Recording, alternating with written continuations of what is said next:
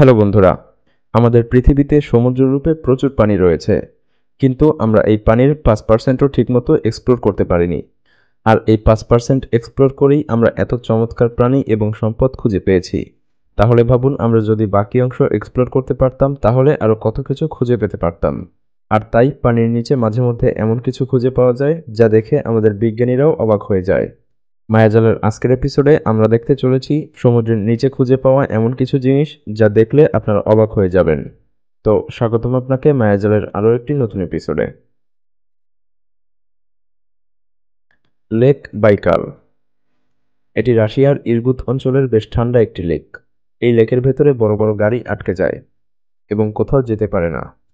এই লেকের রাস্তাগুলো শীতকালে বোঝাই যায় না যে রাস্তা কোথায় আর লেক কোথায়। তাই মাঝে মধ্যে ড্রাইভারেরা রাস্তা থেকে সরে এই লেকে নেমে পড়ে, আর তাদের গাড়ি এখানেই আটকে যায়।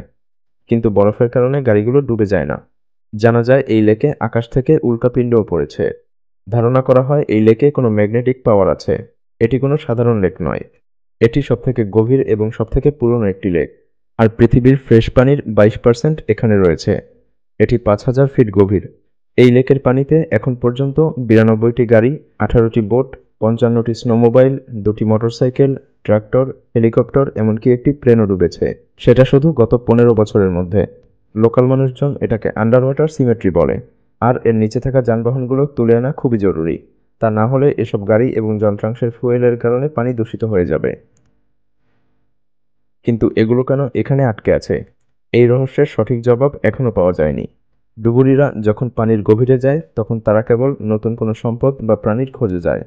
কিন্তু এক্ষেত্রে ডুবুরিরা যখন পানির গভীরে নেমেছিলেন তখন তারা মাছের কোনো প্রজাতি খুঁজে পাননি। বরং তারা পানির গভীরে রাইনোসরস এর প্রাচীন প্রজাতি খুঁজে পায়। 10 ফিট লম্বা বেশ বড় রাইনোসরস, যা দেখতেও বেশ ভয়ঙ্কর। আর এটি বর্তমানে থাকা রাইনোসরসের পূর্বপুরুষ ছিল। সমুদ্রের ভেতরে এই রাইনোসরস কিভাবে গেল? ব্ল্যাক সিয়ের গভীরে এই ফসিলের পাশাপাশি কাঠের তৈরি বাসাও পাওয়া যায়। আর এ থেকে বোঝা যায় এখানে একসময় শুকনো মাটি ছিল। তবে কেউ কেউ ধারণা করে এখানে 1000 বছর আগে একটি ভয়ানক দুর্যোগ ঘটেছিল, আর এই দুর্যোগের ফলেই এমনটা হতে পারে। সামুদ্রিক সম্পদ। স্প্যানিশ পানির জাহাজে সম্পদ পাওয়ার পূর্বে নস্ট্রো সেনোরার সবচাইতে মূল্যবান সম্পদ ছিল। এটি 1985 সালে পাওয়া যায়। এটি অ্যাডভেঞ্চার মিল ফিশার খুঁজে বের করেন। সব ডুবুরিদের স্বপ্ন থাকে তারা পানির নিচে যেন কোনো বহুমূল্যবান সম্পদ খুঁজে পায়। আর যখন মিল্ফি ফিশারের সেই স্বপ্ন পূরণ হয়ে যায় তখন সে খুব ধনী হয়ে যায়। 1622 সালে এই জাহাজটি একটি দুর্যোগে ফেঁসে ডুবে গিয়েছিল। জাহাজটিতে 40 টনেরও বেশি সম্পদ ছিল। এখানে স্বর্ণ, রূপাসহ আরও অনেক মূল্যবান পাথর ছিল। এটি খুঁজে পাওয়ার পরে সেখানে আরও $450 মিলিয়ন সম্পদ উদ্ধার হয়। কিন্তু সেই সম্পদের সবটুকু পাওয়া সম্ভব হয়নি, কারণ জাহাজটি ভেঙে ডুবে গিয়েছিল। Mexican cathedral. মাঝে মাঝে দুর্যোগ আসার কারণে এবং পানির লেভেল বেড়ে যাওয়ার কারণে অনেক শহর পানির নিচে ডুবে যায়, আর সেই পানি শুকাতে সারা জীবন লেগে যায়। এমনি হয়েছে মেক্সিকান একটি ক্যাথেড্রালের সাথে। এটি 50 বছর আগে গায়েব হয়ে যায়। 500 বছরের পুরনো এই ক্যাথেড্রাল স্প্যানিশরা 16শো শতাব্দীতে তৈরি করে, আর এর নাম ছিল টেম্পল অফ সেন্টিয়াগো। 48 ফিট উঁচু এই ক্যাথেড্রাল ডুবে যায় যখন এর পাশে 1960 সালের দিকে একটি ব্যারেজ তৈরি করা হয়েছিল। আর পানি শুকিয়ে যাওয়ার পরে এই ক্যাথেড্রাল আবারও দেখতে পাওয়া যায়। বর্তমানে ট্যুরিস্টরা এটি দেখার জন্য আসে, আর লোকাল বোট নিয়ে তাদেরকে এই ক্যাথেড্রালের বেশ কাছাকাছি নিয়ে যাওয়া হয়। কোনো কোনো জাহাজ পানিতে পুরোপুরিভাবে ডুবে যায় না, বরং এগুলোকে পৃষ্ঠ থেকেও দেখা যায়। এমনটাই হয়েছিল সুইবিস্ট্রিকের সাথে। এটি কানাডার অন্টারিওতে কয়লা নিয়ে যাচ্ছিল। 1885 সালে এটি ডুবে যায়। তখন এটাকে কোনো মতে রেস্কিউ করে তীরে নিয়ে আসা হয়, কিন্তু একে ঠিকমতো মেরামত করা সম্ভব হয় না। আর এখন এটা ট্যুরিস্টদের জন্য একটা জনপ্রিয় স্থানে পরিণত হয়ে গিয়েছে, আর প্রচুর ভিজিটর এই জাহাজকে উপর থেকে দেখতে আসে। আবার কোনো কোনো ট্যুরিস্ট পানিতে নেমে এর ভেতরে গিয়েও দেখে। কয়েক বছর আগে ডুবুরিরা এর ভেতরে গিয়ে এক্সপ্লোর করতে পারত, কিন্তু এখন সেটাও নিষেধ করে দেওয়া হয়েছে। এখন এটিকে পরবর্তী জেনারেশনের জন্য সংরক্ষণ করা হচ্ছে। Under water museum. আপনারা হয়তো অনেক জাদুঘরে গিয়েছেন, কিন্তু আপনারা কখনো এমন জাদুঘরে যাননি, যার নাম মিউজিও আটলান্টিকো। এটি একটি আন্ডার ওয়াটার মিউজিয়াম, যা স্পেনে রয়েছে। এটি British artist Jason trailer design করেছেন। তিনি একজন মেরিন এক্সপার্ট এবং ড্রাইভার ছিলেন। তিনি তার ক্যারিয়ার পানির গভীরে কাজ করে কাটিয়েছেন। ট্রেইলার 300 স্কালচার বানিয়ে আটলান্টিক সাগরে একসাথে চালায়, যাতে ক্লাইমেট চেঞ্জের প্রতি পৃথিবীর মানুষের আকর্ষণ করা যায়। ট্রেইলর বোঝাতে চেয়েছিলেন যে আমাদেরকে এই পরিবেশ বাঁচাতেই হবে। তিনি এক বিশেষ উপকরণ দিয়ে এই ভাস্কর্যগুলো বানান, যা পানিতে মিশে যায় না।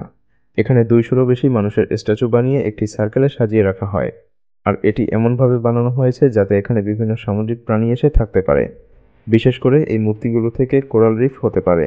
ট্রেইলরের মতে এই মূর্তিগুলো প্রকাশ করে পৃথিবীতে মানুষের জীবন পানি থেকেই শুরু হয়েছে এবং আমরা এখনও এর উপরেই নির্ভরশীল, তাই আমাদেরকে একে ধ্বংস হওয়া থেকে বাঁচাতে হবে। কলম্বিয়ান সম্পদ। যখন উড়োজাহাজ ছিল না, তখন মানুষ এক দেশ থেকে অন্য দেশে যেতে এবং সমুদ্রে যুদ্ধ করতে জাহাজ ব্যবহার করত। আর প্রায় 300 বছর আগে কলম্বিয়ার সাথে ব্রিটিশ এবং স্প্যানিশদের যুদ্ধ হয় এবং সেই যুদ্ধে ব্রিটিশরা জিতে যায়, আর স্পেনের সেন হোয়াগি নামক একটি জাহাজ ডুবে যায়। স্পেনের জন্য এটা বিরাট লোকসানের ব্যাপার ছিল, কারণ এই জাহাজে স্বর্ণ এবং অন্যান্য মহামূল্যবান জিনিস ছিল। সাউথ আমেরিকা থেকে সম্পদ নিয়ে এই জাহাজ স্পেনে যাচ্ছিল। আজকের দিনের মূল্য অনুযায়ী এই জাহাজের সমস্ত সম্পদের মূল্য ছিল $17 বিলিয়ন। 2015 সালে কলম্বিয়া এই জাহাজের ধ্বংসাবশেষ খুঁজে পায়। বিশেষজ্ঞদের মতে সমুদ্রের নিচে খুঁজে পাওয়া আজ পর্যন্ত এটি সবথেকে দামি আবিষ্কার। কিন্তু প্রশ্ন হলো, এই সম্পদের মালিক কে হবে? এই জাহাজ স্প্যানিশদের, তাহলে এগুলো কি তাদের দিয়ে দেওয়া উচিত হবে? কিন্তু এই জাহাজটি কলম্বিয়ার সমুদ্রে খুঁজে পায় কলম্বিয়ানরা, তাই এই জাহাজটি কলম্বিয়ানদেরই পাওয়া উচিত। সেই বিবাদ এখন পর্যন্ত মীমাংসা হয়নি এবং সেজন্য কলম্বিয়ান সরকার এই সম্পদ পানি থেকে এখনও উদ্ধার করেনি, আর তা এখন কোথায় আছে তার লোকেশন কাউকে জানতেও দেওয়া হয় না। হতে পারে গোপনে এটি কলম্বিয়ান সরকার উদ্ধার করেছে, কিন্তু সে সম্পর্কে এখনও কেউই জানে না। পানিতে পাওয়া শহর। গ্রিসের দক্ষিণে সমুদ্রের 13 ফুট নিচে পৃথিবীর সবথেকে বিখ্যাত এবং পুরনো টাউন খুঁজে পাওয়া যায়। এটি বানানো হয় আনুমানিক 5000 বছর আগে, কিন্তু এর নাম আমরা এখনও জানতে পারিনি।